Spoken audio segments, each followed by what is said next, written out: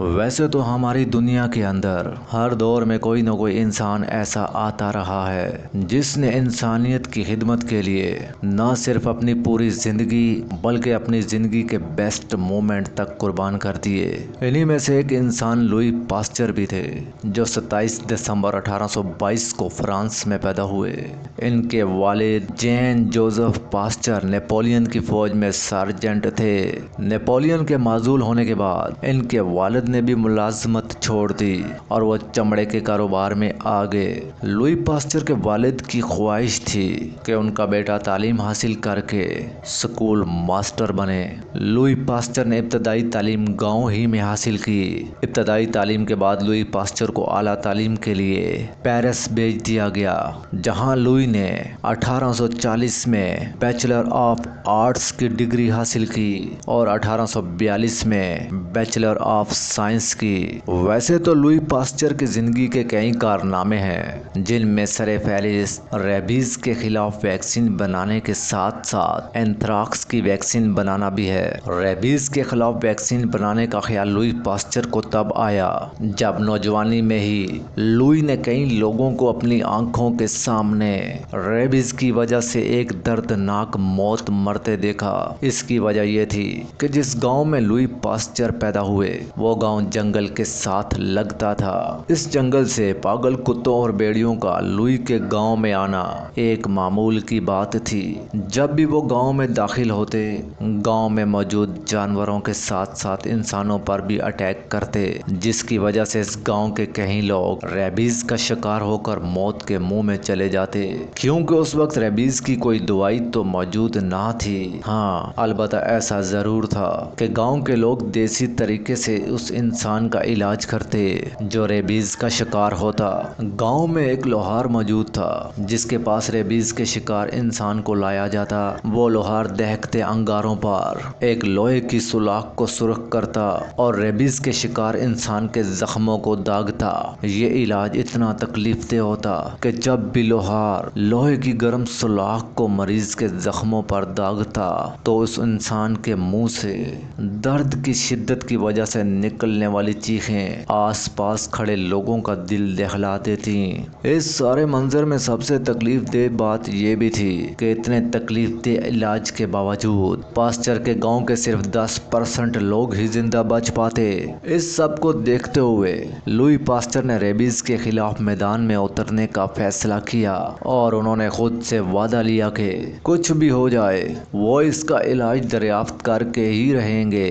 इसके लिए उन्होंने जो तजर्बात शुरू किए, इनमें सबसे खतरनाक स्टेप रेबीज के शिकार कुत्ते के मुंह से निकलने वाला लहाब हासिल करके इस पर तजर्बा करना था। इस काम के लिए लुई को पागल कुत्तों की तलाश करके इन्हें पकड़ना था। लुई को जहां भी पागल कुत्ते की मौजूदगी की खबर मिलती, ये वहां पहुंच जाते। उस कुत्ते को पकड़ने के बाद उसके मुंह से गिरने वाले लहाब को एक बर्तन में महफूज किया जाता और लुई इस लहाब को अपनी लेबोरेटरी में लाकर इस पर रिसर्च करते।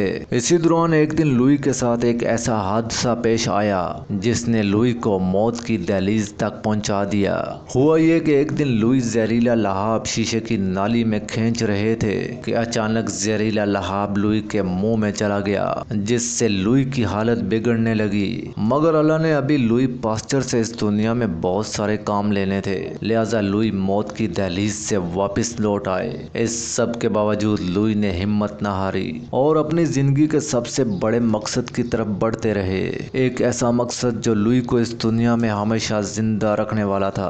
और आखिर दिन रात की कोशिशों के बाद लुई अपने मकसद में कामयाब हो गए। उन्होंने रेबीज का इलाज दरियाफ्त कर लिया और एक रेबीज वैक्सीन दुनिया के सामने ले आए। लेकिन सबसे हैरान कर देने वाली बात यह है कि जब लुई पास्चर ने अपनी इस कामयाबी का जिक्र अपने लोगों के साथ किया तो इनके गांव के लोग लुई की इस कामयाबी को एक्सेप्ट करने से इनकारी थे, क्योंकि लुई पास्चर के गांव के लोग लुई पास्चर को एक पागल इंसान मानते थे। एक ऐसा इंसान जिसने अपने घर में दर्जनों पागल कुत्ते बांध रखे थे और वो इन पागल कुत्तों के साथ रहना पसंद करता था। यही वजह है जब लुई ने अपनी कामयाबी का जिक्र इन लोगों से किया तो ये लोग सिर्फ लुई का मजाक उड़ाते रहे।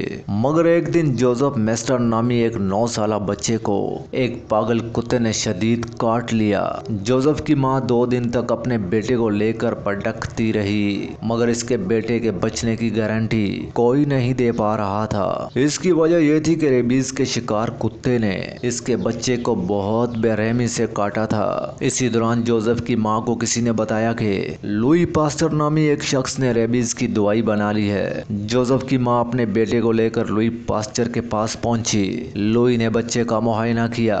जख्म 2 दिन पुराने थे। लुई के सामने अब जो सबसे बड़ा चैलेंज था वो ये था कि इस वैक्सीन का इस्तेमाल लुई ने अभी तक सिर्फ पागल कुत्तों पर ही किया था, किसी इंसान पर नहीं। लुई तो इस रेबीज वैक्सीन के बारे में ये भी अंदाजा न लगा पाए थे कि इस वैक्सीन का इस्तेमाल इंसानों पर करने के दौरान इस वैक्सीन की मिकदार क्या होनी चाहिए। इसके साथ साथ लुई के ज़हन में ये बात भी थी कि अगर किसी तरह से भी जोसेफ पर किया गया इस वैक्सीन का तजर्बा नाकाम हो गया तो जो लोग पहले ही लुई के बारे में सबको लेकर नेगेटिव सोच रखते हैं, यानी उनके गांव के लोग, वो इस तजर्बे की नाकामी के बाद लुई पास्चर का मुकम्मल बाइकाट कर देंगे। बहरहाल आखिरकार लुई पास्चर ने 6 जुलाई 1885 को रेबीज के शिकार 9 साल जोसेफ को पहला इंजेक्शन लगाया और इसके बाद लुई पास्चर इस बच्चे को 9 दिन तक इंजेक्शन लगाते रहे। 3 हफ्ते बाद जोसेफ की हालत बेहतर होने लगी और फिर 3 माह के अंदर अंदर वो तंदुरुस्त हो गया। ये खबर जंगल की आग की तरह फैल गई और अखबारात के जरिए पास्चर इंसानों के नजात हिंदा के नाम से मशहूर हुए।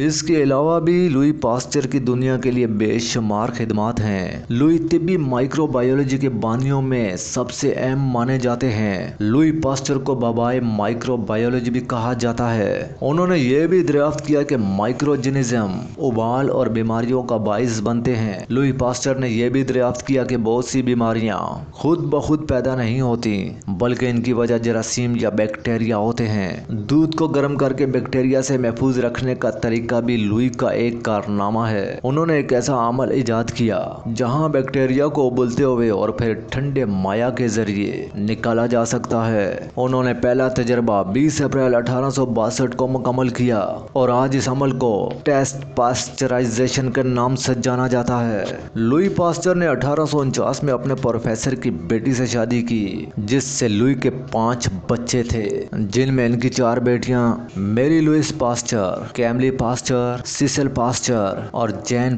पास्चर थीं। इनका एक बेटा जैन पेप्टस पास्चर भी था। मगर इस सब में दुख की बात यह है कि इनकी 3 बेटियों का इंतकाल कम उम्री में ही हो गया था, जिनमें कैमली पास्चर महज 2 साल की उम्र में 11 अगस्त 1865 को इंतकाल कर गईं और 23 मई 1866 को सिसिल पास्चर भी 12 साल की उम्र में इंतकाल कर गईं और इनकी तीसरी बेटी जैन पास्चर 10 सितंबर 1859 को महज 9 साल की उम्र में इस दुनिया से रुखसत हुई। लुई की परेशानियां सिर्फ यहीं तक ना रुकी, बल्कि ये आखिर तक इनका पीछा करती रहीं और फिर 1868 को ब्रेन स्ट्रोक की वजह से इनका बायां हिस्सा मफलूज हो गया, मगर लुई फिर भी सेहतयाब हो गए। 1894 में लुई पास्चर पर फालिज का हमला हुआ, जिसने लुई को काफी नुकसान पहुंचाया और फिर 28 सितंबर 1895 को इंसानों का अजीम मसीहा इस दुनिया से हमेशा के लिए रुखसत हो गया। मगर एक बात तय है कि जाते जाते वो इस दुनिया को इतना कुछ जरूर दे गया था कि ये दुनिया उसे हमेशा जिंदा रखेगी। आज की अपनी वीडियो को यहीं पर ख़त्म करते हैं और मिलते हैं अपनी अगली वीडियो में। मेरी वीडियो अच्छी लगी हो तो इसे लाइक करें, चैनल को सब्सक्राइब करें और घंटी के बटन को दबाना मत भूलें, ताकि मेरी आने वाली हर नई वीडियो आप तक सबसे पहले पहुंच सके। पाकिस्तान जिंदाबाद।